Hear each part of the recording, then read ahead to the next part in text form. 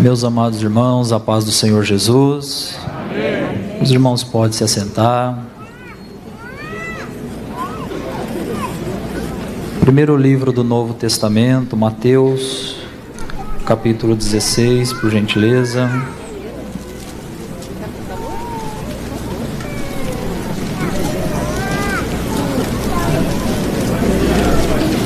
Mateus 16, a partir do versículo de número 13. Enquanto os irmãos localizam, eu quero agradecer a Deus por esta rica oportunidade. Louvar a Deus pela vida do nosso pastor presidente, pastor Paulo. Também pela vida do nosso primeiro vice-presidente, pastor Eduardo. Louvamos a Deus pela vida de cada pastor supervisor, a qual nós temos respeito, admiração. Especial também ao nosso pastor supervisor, pastor Diego Prado. Que Deus continue abençoando em tudo. Minha família, onde nós estamos ali, representando também o nosso pastor na congregação do Jardim Chapadão. A Deus seja a honra, a Deus seja a glória. Os irmãos encontraram, irmãos, amém? Amém. Indo Jesus para os lados de Cesareia de Filipe, perguntou aos seus discípulos: quem diz o povo ser o Filho do Homem? E eles responderam: uns dizem João Batista, outros Elias, e outros Jeremias, ou algum dos profetas. Mas vós, continuou ele, quem dizeis que eu sou? Respondendo Simão Pedro, disse: tu és o Cristo, o Filho do Deus vivo.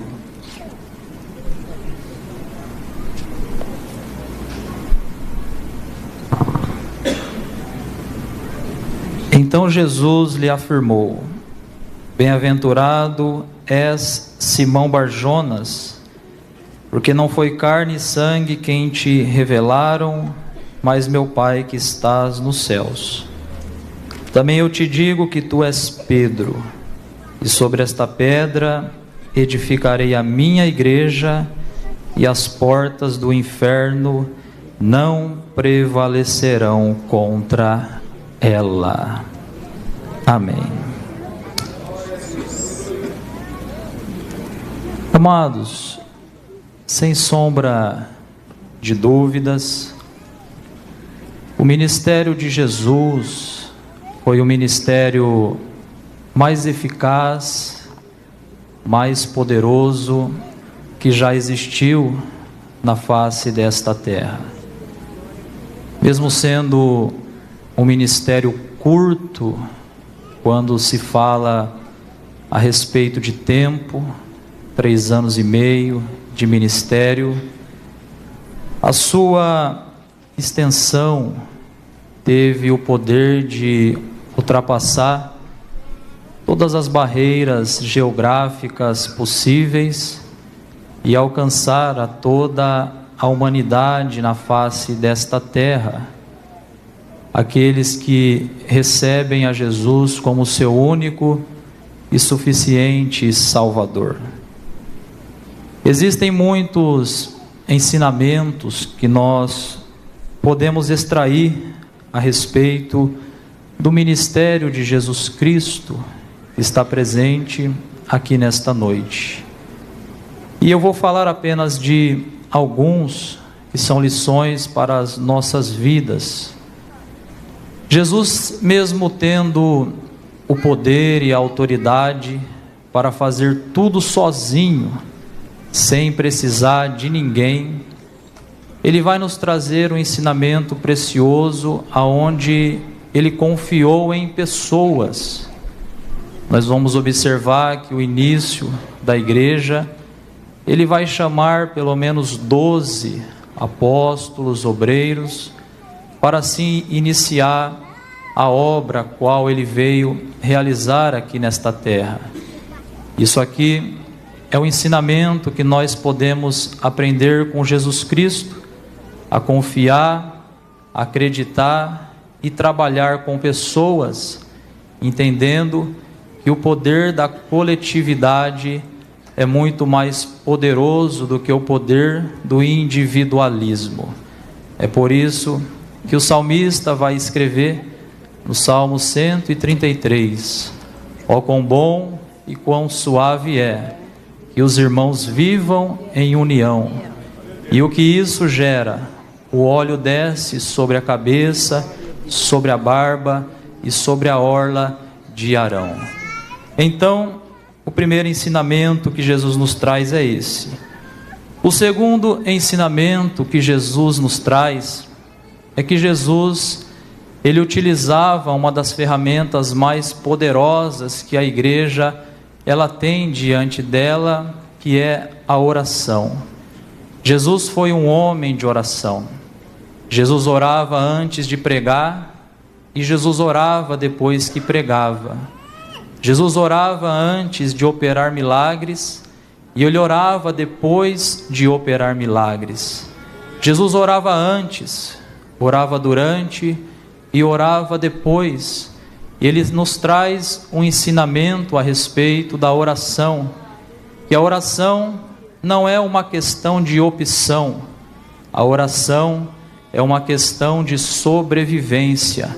Se nós nos quisermos manter de pé diante da presença de Deus e realizar o ministério que Ele colocou diante dos nossos ombros, é necessário permanecer de joelhos diante da presença de Deus. Jesus orava, e no capítulo 6 do livro de Lucas, no versículo de número 12, vai dizer que Jesus passou uma noite inteira em oração. E depois de passar uma noite inteira em oração, Jesus se levanta e vai escolher os obreiros que iriam trabalhar ao seu lado. Antes da escolha, Jesus orava, porque escolhas definem futuros. Às vezes nós fazemos o caminho inverso, nós escolhemos primeiro para orar depois, mas Jesus nos traz esse ensinamento precioso: ore primeiro, porque certamente Ele dará a direção, o discernimento, a orientação, uma luz, e certamente as nossas escolhas serão corretas e o nome do Senhor será glorificado. Mais um ensinamento que nós aprendemos com Jesus está localizado em Marcos, no capítulo 3 e no versículo de número 13. Que Jesus ele vai escolher, ele vai fazer uma chamada. E nós aprendemos que existem pelo menos 3 tipos de chamada. Existe aqueles que são chamados pelos homens, existe aquele que se oferece e existe aquele que é chamado por Deus. E quem são aqueles que são chamados por Deus? Aquele que espera o tempo de Deus, a hora de Deus, o momento de Deus, porque Deus não erra quando Ele chama. Ele chama, Ele capacita, Ele levanta e o nome dEle é glorificado. E o capítulo 3 e o versículo de número 13 vai dizer que Jesus chamou aqueles que Ele quis. Olha só que algo interessante, é algo que nós não podemos entrar ou atrapalhar ou interferir, são as escolhas de Jesus. É simples, mas Jesus escolheu. É humilde, mas Jesus escolheu. É pequeno, mas Jesus escolheu. Não fala bonito, mas Jesus escolheu. E hoje todos nós que estamos aqui podemos todos nos incluir, que não estamos aqui por merecimento, mas foi pela graça e porque Jesus quis, e louvado seja o nome santo do Senhor nosso Deus. É Jesus quem quer, é Jesus quem chama, é Jesus quem escolhe e é Jesus quem trabalha. Ele escolheu aqueles que Ele quis para estar ao seu lado. E os discípulos tiveram um privilégio gigantesco sobre a vida deles. É muito bom passar na escola teológica, fazer o CFO, a teologia. Eu já tive este privilégio de passar ali na classe da STADEC, e isso enriqueceu a minha vida. É claro que não é possível aprender tudo, a gente sempre está aprendendo, porque ninguém se forma em Bíblia. Mas existe algo interessante: os discípulos tiveram uma teologia prática num período de 3 anos e meio, 24 horas por dia. Olha só que privilégio que os discípulos tiveram: teologia prática, 24 horas por dia, durante 3 anos e meio. Eles viram Jesus curar, eles viram Jesus operar maravilhas, eles viram Jesus ressuscitar mortos, eles viram Jesus operar o extraordinário na sua vida prática. E o mais interessante é que quando Jesus ensinava, era a palavra ensinando. Quando Jesus curava, era a palavra curando. E os discípulos tiveram oportunidades de estar ao lado de Jesus, vendo sinais, vendo maravilhas, porque ninguém que abraça Jesus, fica perto dele, é tempo desperdiçado. Com Jesus, nós observamos os seus milagres, observamos as suas maravilhas. Ele é fiel para realizar as suas obras, e Ele tem feito no nosso meio. Nós vamos observar que os discípulos tiveram muitos ensinamentos com Jesus, muitos privilégios, muitos aprendizados. E um deles está localizado aqui no texto e no contexto que nós acabamos de ler. Quando o Senhor Jesus estava chegando próximo das regiões de Cesareia de Filipe, e de repente Jesus resolve fazer uma pergunta. É interessante que durante a história, o nosso Deus, de vez em quando, Ele resolve fazer algumas perguntas. Onde estás para Adão? Quem é você para Jacó? Aonde estavas tu para Jó? Poderão esses ossos reviver para Ezequiel? O que queres que eu te faça ao cego que estava na beira do caminho? E todas as vezes que Jesus fazia uma pergunta, Ele já tinha resposta, Ele já tinha saída e Ele já tinha solução. Louvado seja o nome santo do Senhor. Mas uma das perguntas que Jesus faz que mais me impressiona está localizada em João, capítulo de número 6. O texto vai dizer que a multidão seguiu Jesus para poder aprender os seus ensinamentos e ouvir a tua palavra. E eles estavam tão empolgados que eles esqueceram da hora. E isso é um perigo que o pregador não pode deixar de se atentar. Porque se tem uma coisa que você ganha o coração do pastor e deixa a porta aberta para você voltar, é você devolver no horário ou devolver antes do horário. Isso é uma regra da ética. Então, se você puder, por gentileza, pergunta para o seu irmão que está do seu lado se ele tem agenda no domingo.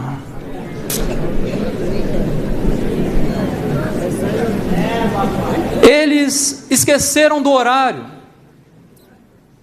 E olha só que interessante, irmãos, eles esqueceram do horário. E de repente Jesus observa que o dia já está indo embora. Ele olha para os seus discípulos e observa que a multidão está ali toda envolvida. E ele faz uma pergunta: o que a gente faz para poder alimentar este povo? Porque eles largaram tudo para poder vir ouvir a minha palavra. E eles não podem voltar para casa do mesmo jeito e de mãos vazias, porque quem larga tudo para ouvir Jesus não volta para casa do mesmo jeito. Ninguém que larga tudo por Jesus se arrepende. E Jesus não quer despedir a multidão de mãos vazias e diz: nós precisamos socorrer e alimentar este povo. O que é que a gente faz? Onde a gente compra alimento para poder socorrer este povo? A equipe se reúne, talvez eles perguntam ao tesoureiro: e aí, o que nós podemos fazer? Tem dinheiro? Precisamos comprar alimento para poder socorrer este povo? Eles respondem: o nosso dinheiro que a gente tem é muito pouco. E mesmo que a gente tivesse uma quantidade grande, seria insuficiente para poder socorrer tanta gente que está aqui. Não tem como. O texto vai dizer que vai surgir um menino na história. O menino, ele é trazido por André, tinha 5 pães e 2 peixinhos, e a pergunta que é feita é interessante. Mas o que é isso para tanta gente? E o interessante é que quem perguntou o que era isso para tanta gente, nem pão tinha. O menino tinha pouco, mas ele tinha. E quem falou que aquilo que o menino tinha pouco, nem um pão para oferecer ele tinha, porque é mais fácil ficar do lado de fora, falando quem tem, quem não tem, do que estar do lado de dentro, mesmo com o seu pouquinho. Nesta noite Deus não nos quer do lado de fora, avaliando quem faz, quem não faz, quem é e quem não é. Deus te chama nesta noite para pegar a sua espada, entrar na peleja, para nós batalharmos juntos, e o nome do Senhor ser glorificado. Glória a Deus. Manda trazer aqui o menino, ele tem pouco, mas o que ele tem já é suficiente. Vamos socorrer a multidão. E Jesus reparte, faz ali o milagre da multiplicação, mas só o que me chama a atenção é o que está em João 6:6. Jesus pergunta para eles, o texto vai dizer, para o experimentar, vírgula, porque ele já sabia o que iria fazer. Glória a Deus.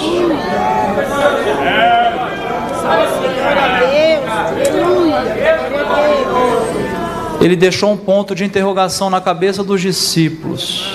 Como que a gente resolve isso? Mas tinha uma vírgula lá. Jesus já sabia como resolver. Os discípulos só ficaram preocupados por algum instante, mas Jesus já tinha uma saída para aquele problema.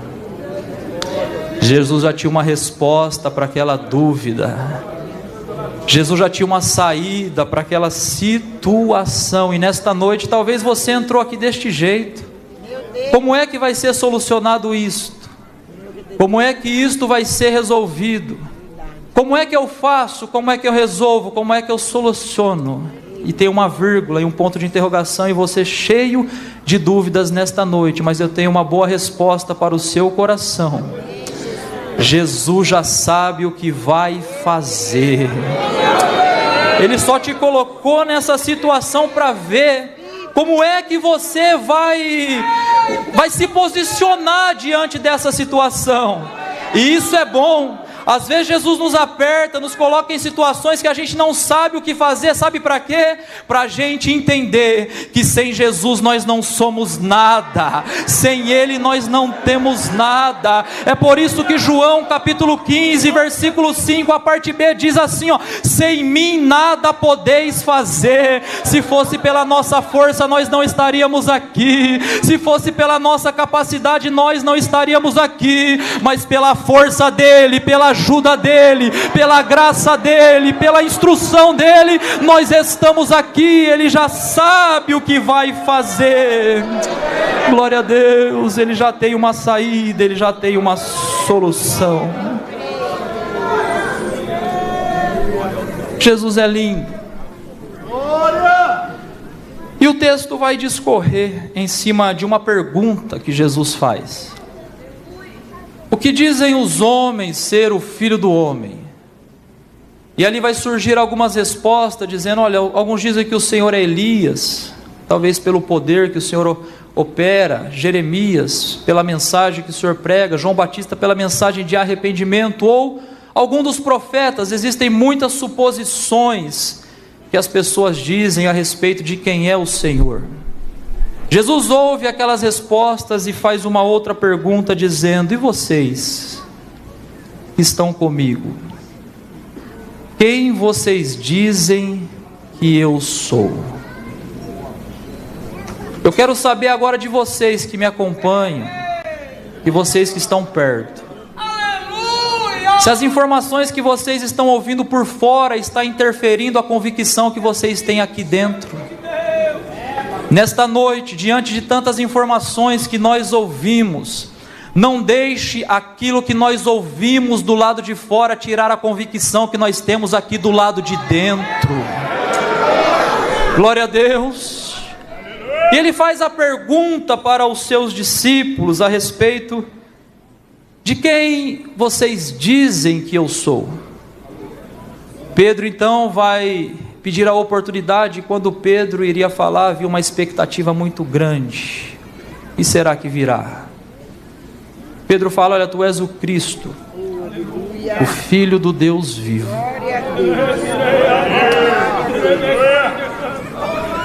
O pescador simples, o homem considerado indouto, recebe uma revelação do alto dos céus para falar algo que ninguém ainda tinha falado. Se os céus quiser se abrir hoje, nesta noite, e descer sobre vidas aqui, não importa se o seu carro é do ano, ou se ele é um pouco mais antigo, se você mora na melhor casa de Campinas ou na casa mais simples que existe, Deus não olha para isso, Deus não olha para isso. E o Pedro simples, ele tem uma revelação e diz: tu és o Cristo, Filho do Deus vivo. Ele diz: bem-aventurado és tu, Simão, filho de Jonas, porque não foi carne e sangue que te revelou. Não é possível falar algo tão profundo assim, se não vim do céu, se não vim do alto. Não é pela sua habilidade, capacidade, intelecto, mas é porque Deus resolveu te revelar, por isso está falando bonito assim. Ele diz: sobre esta pedra eu edificarei a minha igreja, a igreja de Jesus. Glória a Deus. E as portas do inferno não prevalecerão contra ela. A igreja de Jesus é triunfante, a igreja de Jesus é poderosa. A igreja de Jesus nasceu para passar por cima de qualquer adversidade, e nós fazemos parte desta igreja, que durante muitos anos tem se levantado tantas coisas contra a igreja, mas a igreja segue avançando. Faraó tentou parar, não conseguiu. Nabucodonosor tentou parar, não conseguiu. Herodes tentou parar, não conseguiu. O inferno se levantou para tentar parar, não conseguiu. A igreja segue caminhando, a igreja segue avançando, a igreja segue prosseguindo para o reino. Louvado seja o nome do Senhor. E por que que a igreja segue vitoriosa? Porque o dono dela se chama Jesus Cristo de Nazaré, e Ele está no controle da sua igreja. Oh glórias! Mas havia uma pergunta no ar: quem é Jesus? É o que Jesus queria saber. Diante das respostas que estavam sendo dadas, quem é Jesus? E havia muitas perspectivas, informações a respeito de quem era Jesus. Mas não é isso que vai fazer a diferença. Porque não basta crer em um Jesus que eu imagino. Porque a Bíblia diz que quem crê em mim, como diz as Escrituras, rios de águas vivas fluirão no seu ventre. Não é o Jesus que eu imagino, mas é o Jesus que a Escritura me apresenta. E a Bíblia Sagrada, ela vai revelar quem é Jesus. Se nós formos analisar o que os 40 escritores escreveram nos 66 livros da Bíblia Sagrada, sendo 39 no Antigo e 27 no Novo, eles revelaram quem é Jesus. E aqui é o que é válido para a igreja nesta noite. Quem é Jesus, pastor Ezequiel? Eu vou falar aqui algumas apresentações de Jesus na Bíblia Sagrada. E se você tiver a alegria, motivos para querer manifestar o seu tributo, a sua glória, a sua adoração, para Ele você tem a total liberdade. Quem é Jesus? Jesus é a semente da mulher. Jesus é o Cordeiro Pascual. Jesus é o sacrifício perfeito. Jesus é a rocha ferida. Jesus é a coluna de nuvem e a coluna de fogo. Jesus é a cidade de refúgio e aquele que nos faz chegar até a terra prometida. Quem é Jesus, pastor Ezequiel? Jesus é o nosso general de guerra, aquele que julga com justiça, o parente remidor, a nossa fortaleza, o reconstrutor por excelência. Quem é Jesus, pastor Ezequiel? Jesus é o nosso redentor, o nosso pastor, a sabedoria de Deus, o amado. Quem é Jesus, pastor? Jesus é maravilhoso, conselheiro, Deus forte, Pai da eternidade, príncipe da paz, o quarto homem dentro da fornalha, o oleiro. Quem é Jesus, pastor Ezequiel? Ele é o pastor ferido, é o desejado das nações, é o sol da justiça. Quem é Jesus? Ele é rei, ele é servo, ele é filho do homem, ele é filho de Deus, é aquele que batiza com o Espírito Santo. Quem é Jesus, pastor Ezequiel? É aquele que nos reconcilia, que nos justifica, é o mediador, é o cabeça da igreja. Quem é Jesus? Ele é maior que Moisés, ele é maior que Arão, ele é maior que a lei, ele é maior que o sumo sacerdote, ele é o autor e consumador da nossa fé.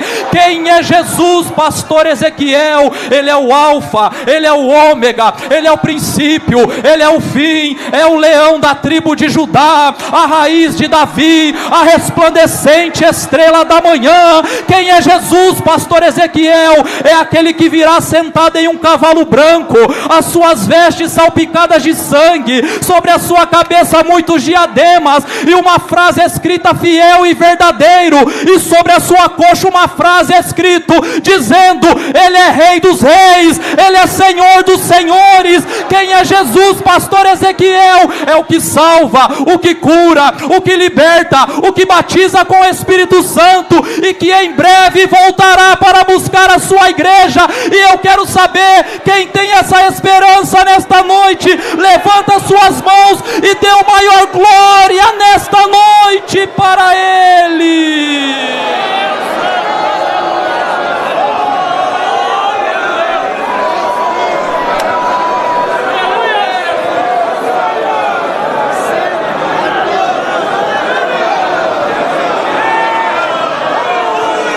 E Ele está presente aqui hoje à noite.